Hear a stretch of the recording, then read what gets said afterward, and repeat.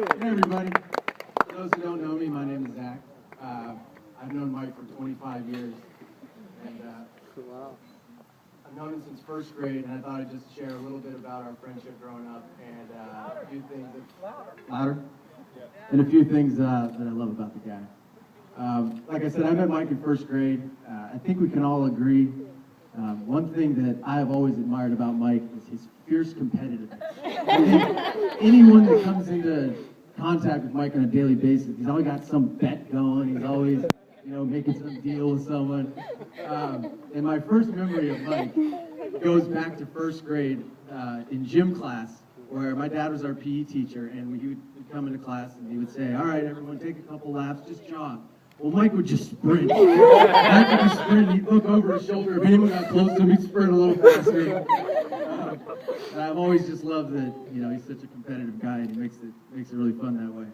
But in junior high, I moved close to Mike, up the street from him. My family moved into Anchorage, moved a couple blocks away from Mike, and that's when we really became pretty close. We transferred to the same junior high. It was kind of a different junior high. It had everything from kindergarten through 12th grade. And let me tell you, somehow this guy as a 7th grader was the alpha male of that entire school. The seniors looked up to him. All the 10th grade, 11th grade girls had crushes on him. He was totally the alpha male. And I was just happy to be his cocky little sidekick. I'll never forget the first time I felt I truly earned Mike's respect was when he picked me first in playground football. And I was like, with Mike, going back to that point, with Mike, I've always felt that respect, you got to earn Mike's respect, but once he's got your respect, you're in with him 100%, and he's going to have your back, till the very end, and that's how we've been since junior high. Just been so happy to call him my best friend since then. Moving into high school, spent a lot of time at the Tremaine residence. For one, Mary Page always had the freezer stocked full of my favorite ice cream. Thank you, Mary Page. And two, it was such an easy house to sneak out of. It's the easiest place to sneak out of. Most of our nightly escapades, I gotta be honest, I was just along for the ride. Mike was the total brains behind all the operations. So we've been sneaking out for, it's around sophomore, junior year. We're getting into the party scene, and we're coming home one night, and we think we're being all sneaking back in, walking in quietly. Well, there's Mary Page waiting at the door with a breathalyzer in her hand. Me and Mike look at each other like, what the heck? What's up with this?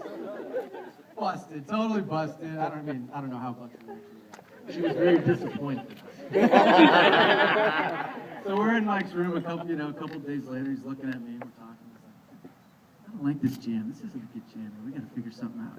So he does some research. He figures out that if you put a bunch of cologne on the breathalyzer, it'll max it out, but it'll still read 0. So it didn't break it technically. It just didn't quite work anymore. So at that point, Mary Page had caught on to our sneak out ways. We weren't doing, we weren't going to try that anymore. But so we're going out one night, and she's like, "All right, boys, you know what I'll have for you when you come back?" And we're walking out, and we're like, "All right, that's fine. No big deal." And we're coming back in, and I was always the one that's kind of a little nervous we'd get back in trouble. And I was like, "Dude, don't worry, we got this. He was always confident we'd get out of every jam. Bust open the door, coming back in. "What's up, Moms? How you doing?"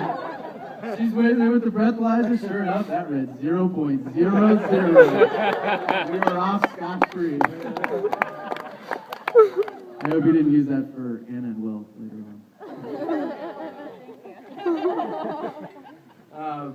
And then I was very fortunate enough to live with Mike for all 6 years of college. I think, we were talking yesterday. Super. Our one biggest regret was the fact that we didn't really make, we didn't stretch it out enough. We wish we did.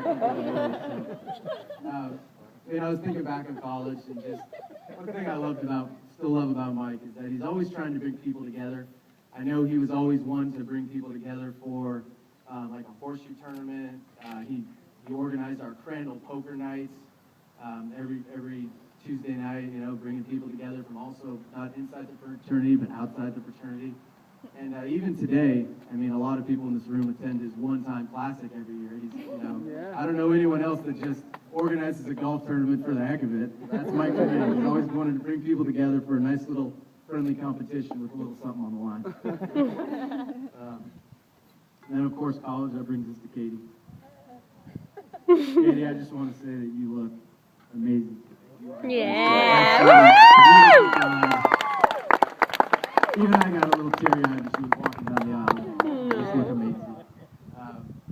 I really value Katie's friendship. We became pretty close in second and third year. And I'll never forget all of our weekly bowling matches. And I knew that when Julie was there too. It's always me and Julie on a team, and Mike and Katie on a team. And I always knew that it was gonna last. You could just see it between you two. And I really love both of you. I can't wait for some more memories down the line. I know we're just gonna have some more memories, and in addition to the ones we've had in the past. So I love you two both. I want to do a little special toast for Mike now. If everyone could raise their glass. I don't know when he started saying one time, but it has become his catchphrase. So at the count of 3, if everyone could give your best one time, I think it'd be great. 1, 2, 3. One time! All right, thank you. Now I'd like to invite up